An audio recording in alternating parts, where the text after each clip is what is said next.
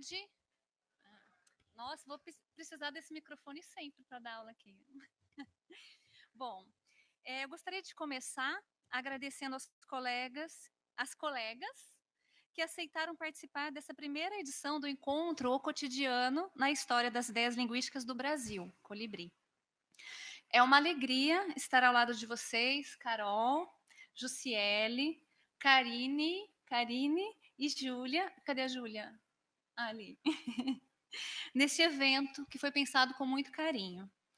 Eu agradeço às monitoras do Programa de Apoio Didático, PAD, a Isabela e a Ana Beatriz, a Ana Beatriz da do Noturno, aos estagiários do Programa de Estágio Docente, PED, a Júlia e o Eduardo, da disciplina de História das Ideias Linguísticas, do curso de Linguística, e das disciplinas de Introdução às Ciências da Linguagem, do curso de Letras, do Diurno e do Noturno. Eu gostaria de agradecer a presença de vocês, o público. Este evento está sendo realizado nos horários das disciplinas mencionadas, das turmas do Diurno e do Noturno, e também é aberto para a comunidade acadêmica. Então, temos um público variado, com alunos, boa parte deles ingressantes, alunos indígenas, que não sei se eles puderam vir hoje, porque tinha um evento. Bom, alunos estrangeiros refugiados, pós-graduandos, professores, pesquisadores do IEL, do LabEURB, outros pesquisadores de outras unidades da Unicamp e de outras universidades. Sejam muito bem-vindos e muito obrigada pela presença de vocês. E eu gostaria de fazer um agradecimento muito especial. Durante a organização desse evento, e sobretudo ontem, na véspera, eu lembrei com muita emoção de quando eu assistia como aluna do IEL, lá para meados dos inícios dos anos 2000, as jornadas de História das Ideias Linguísticas e de Saber Urbano e Linguagem. Eu sou muito grata aos colegas com quem pude compartilhar aqueles eventos, a cada um de maneira diferente, e muito especialmente a Ine Orlandi, ao Eduardo Guimarães e a Cláudia Pfeiffer, por essas e várias outras experiências que contribuíram profundamente para que eu pudesse construir meus caminhos na área de História das Ideias Linguísticas. Bom, então, nessa apresentação compartilhada com a Carol Fedato, falaremos um pouco do projeto e do grupo de pesquisa que acolhe esse evento dentro do Centro de Pesquisa Política, Enunciação, História, Materialidades, Sexualidades, Poemas, do DL do IEL, coordenado pela Mônica. Tem um outro evento do Poemas hoje, né? Então a gente está meio dividido.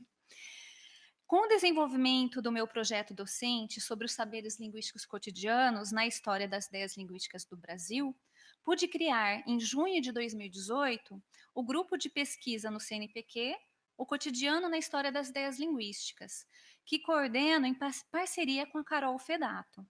O grupo de pesquisa está articulado ao projeto O Cotidiano na História das Ideias Linguísticas do Brasil, Colibri, que venho desenvolvendo junto a pesquisadores e estudantes interessados.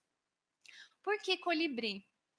Queria uma sigla que tivesse HIL, que é a sigla de História das Ideias Linguísticas, mas definitivamente eu não sou boa em criar siglas. E quem diz que é fácil conseguir uma sigla legal com HIL? Na primeira reunião do grupo e do projeto, que aconteceu em novembro do ano passado, pedi ajuda aos colegas e a Jussiele, que está ali no cantinho sentadinha, veio com a proposta da sigla Colibri. A gente sabe que não é uma sigla ao pé da letra, pois o HIL ficou invertido e o I está ali porque sim, só para fazer sentido com a palavra colibri. Achamos lindo e assim ficou. Então, esse grupo e o projeto tem um site, uma página no Facebook e uma página no diretório do grupo de pesquisas do CNPq. Essa página eu nem vou entrar porque ela não está funcionando. Eu vou mostrar só a página só o site, para vocês darem uma olhadinha. Então, a gente tem pesquisadores daqui do IEL, de outras universidades, e estudantes também, né? Acho que é isso que eu queria mostrar rapidinho, porque a gente já atrasou um pouco. Tem um site, uma página no Facebook e uma página no diretório do grupo de pesquisas do CNPq. Bom, então, o objetivo do projeto Colibri, do grupo de pesquisa, é investigar o cotidiano em seus diversos funcionamentos na história das ideias linguísticas do Brasil. E são 3 as suas linhas de pesquisa. Uma linha dedicada a estudar o cotidiano como uma noção ligada a outras, como ordinário, comum, etc., e que comparece formulada explicitamente ou não no processo de constituição do conhecimento científico sobre a linguagem, a língua e as línguas. Uma linha voltada sobre a constituição, o funcionamento e a circulação de saberes linguísticos, não necessariamente científicos, no cotidiano brasileiro.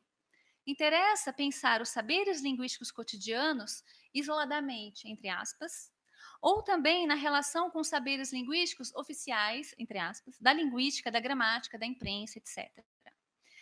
E uma linha voltada ao ensino e à produção de conhecimento sobre o cotidiano em diferentes condições de produção, considerando as diversas formas de transmissão e circulação dos saberes cotidianos. Quanto à primeira linha de pesquisa, eu vou mencionar aqui rapidamente textos de alguns autores que trabalham mais ou menos diretamente com a questão do cotidiano, alguns mais, alguns menos, no âmbito dos estudos da linguagem de modo geral e de análise do discurso, semântica, história das ideias linguísticas, de maneira mais específica. No espaço francês, eu lembro a obra A Invenção do Cotidiano, de Michel de Certeau, que busca estudar as práticas cotidianas do homem ordinário, que inventam modos de escapar à conformação de uma razão técnica. O livro Discurso, Estrutura ou Acontecimento, de Michel Pechet, em que o autor destaca que o cotidiano se torna uma questão, e ele estava na década de 80, de áreas como história, sociologia e mesmo nos estudos literários, em que aparece cada vez mais explicitamente a preocupação de se colocar em posição de entender esse discurso, a maior parte das vezes silencioso, da urgência às voltas com os mecanismos de sobrevivência das circulações cotidianas. Então, a obra A Revolução Tecnológica da Gramatização, de Sylvain Auroux, em que o saber é considerado como uma realidade histórica que é produzida no dia a dia, cotidianamente. Para Auroux, há um limite que não é fixo entre o saber epilinguístico e o saber metalinguístico, sendo a relação entre esses dois saberes tomada como um contínuo. No Brasil, na década de 70, os primeiros trabalhos de análise do discurso já se faziam, empresto aqui as palavras de Pechet, para além da leitura dos grandes textos da ciência, do direito, do Estado, para se pôr na escuta das circulações cotidianas tomadas no ordinário do sentido. Passando para a década de 80, é importante destacar que o projeto Discurso, Significação, Brasilidade, idealizado e coordenado por Enir Land na Unicamp, tinha como objetivo estudar os diversos processos discursivos relevantes para a configuração da brasilidade, tais como cantigas, canções, humor, narrativas, em seus aspectos público, jurídico, linguístico, cultural, popular, em suas relações com a língua e a literatura no Brasil.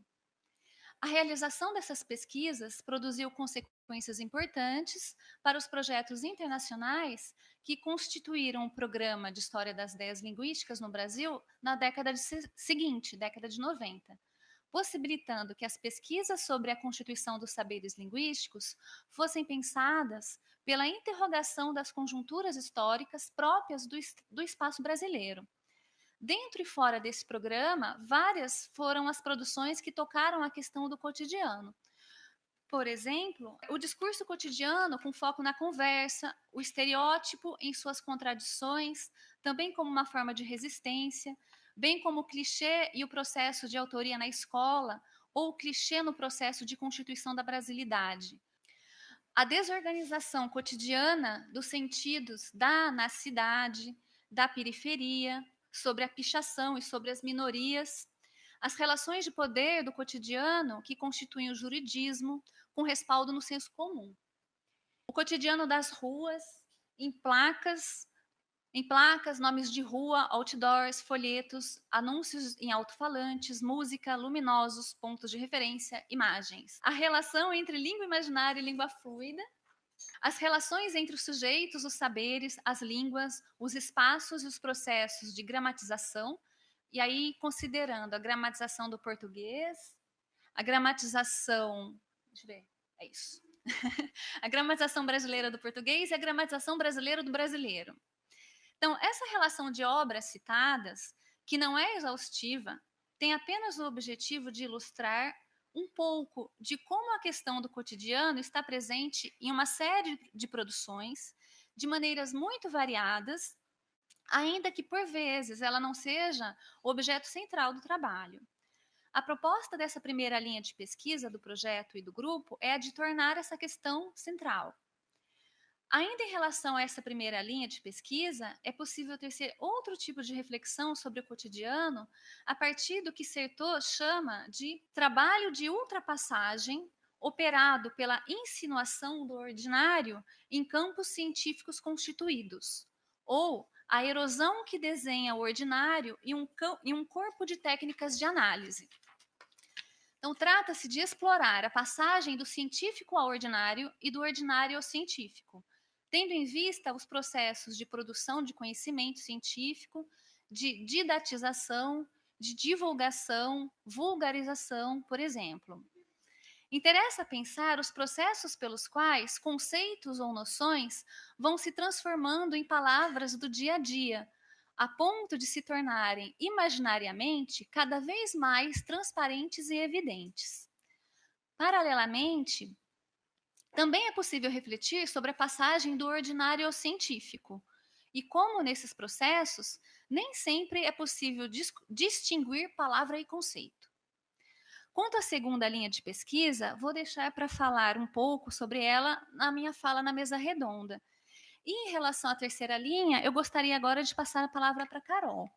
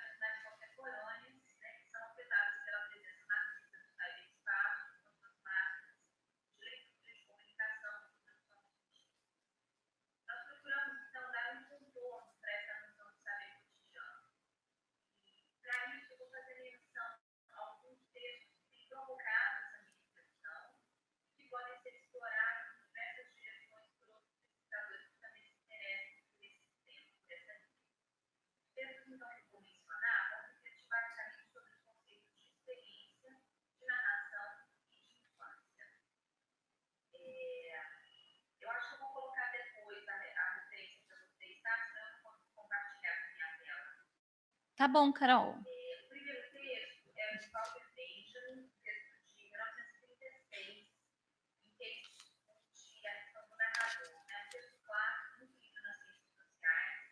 Ele vai dizer que na modernidade há uma certa morte do narrador. Ele vai fazer uma citação de uma parte desse texto, desse artigo, que eu acho muito provocativa para a gente pensar na noção de saber cotidiano. Ele fala assim, os traços que a ou um corpo de animal e aparecem no rochedo, numa nuvem, eles aparecem como um observador localizado sempre numa distância apropriada e com ângulo favorável. É uma experiência quase cotidiana que nos impõe a exigência dessa distância e desse ângulo de observação. É a experiência de que a arte de narrar está em vias de extinção. São cada vez mais raras as pessoas que sabem narrar devidamente, como se estivessem privados da capacidade de intercambiar experiências. Então, o Benjamin, nesse texto, ele vai falar dessa morte do narrador, a morte dessa experiência que passa de pessoa para pessoa. E a narrativa vai ser entendida como uma forma artesanal de comunicação. Então, vejam como a gente tem traços aí dessa noção de cotidiano, de ordinário, sendo discutidos. O terceiro, o segundo texto, que eu acho provocativo para a gente pensar na noção de saber cotidiano, é um artigo chamado Notas sobre a Experiência e o Saber da Experiência, de um pedagogo espanhol bastante importante chamado Julia, em que ele vai reatualizar essa discussão do Benjamin e trazê-la para o campo da pedagogia. Ele vai dizer, a partir também das reflexões da Ana Arendt e do Heidegger, da importância da gente restituir no campo do ensino o sentido da experiência como algo que nos acontece, alguma coisa que nos alcança e nos transforma, e não apenas que acontece no mundo, nas coisas, tal como a experiência é vista, por exemplo, nas ciências exatas. Então, nesse sentido, ele vai afirmar que a informação não é experiência, que a opinião também não é experiência, que a pressa, a fugacidade, a instantaneidade, a falta de tempo vão destruir a nossa possibilidade de relação com a experiência. Assim como o excesso de trabalho nos impede de experimentar. E ele vai buscar aí a raiz etimológica dessa palavra, experiência, experimento, que vem de ter, remetendo a perigo, travessia, passagem, limite. Um radical que deu origem também à palavra pirata, com a sua experiência de exterior, de estrangeiro, de exílio, de estranho. E assim, o Larossa, esse pedagogo, vai apontar para uma ideia que eu acho interessante também da gente discutir, que é a ideia de saber da experiência. É uma noção diretamente ligada às coisas que se pretende fazer nessa terceira experiência. E o terceiro texto que eu gostaria de referir é um texto do Agamben, chamado Infância e História. E aí, no campo da filosofia, ele vai retomar essa discussão sobre a nossa incapacidade contemporânea de fazer e transmitir experiências, tomando como exemplo a pacífica existência cotidiana numa grande cidade, que nos traz sempre essa sensação do insuportável, do amontoeiro, da opressão do cotidiano.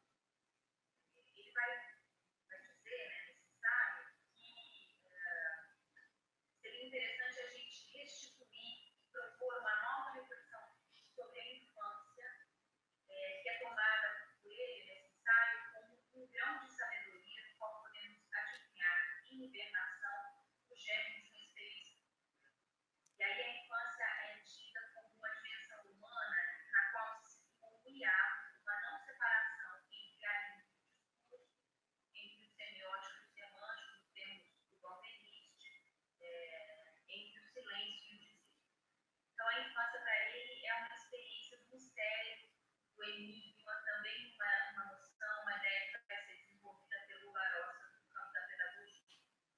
Então, esses são alguns textos que eu acho que lançam luz e lançam questões para a gente problematizar e constituir essa noção de saber cotidiano. Eu não vou me alongar muito, eu queria apenas indicar os possíveis de trabalho dessa terceira linha na busca de uma compreensão para as práticas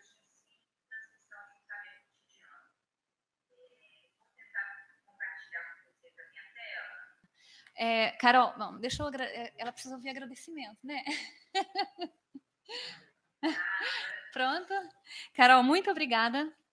A gente não conseguiu ver a tela, mas não tem problema, porque depois eu posso passar. Bom, para os alunos eu posso passar, vou passar os slides, eu costumo fazer isso.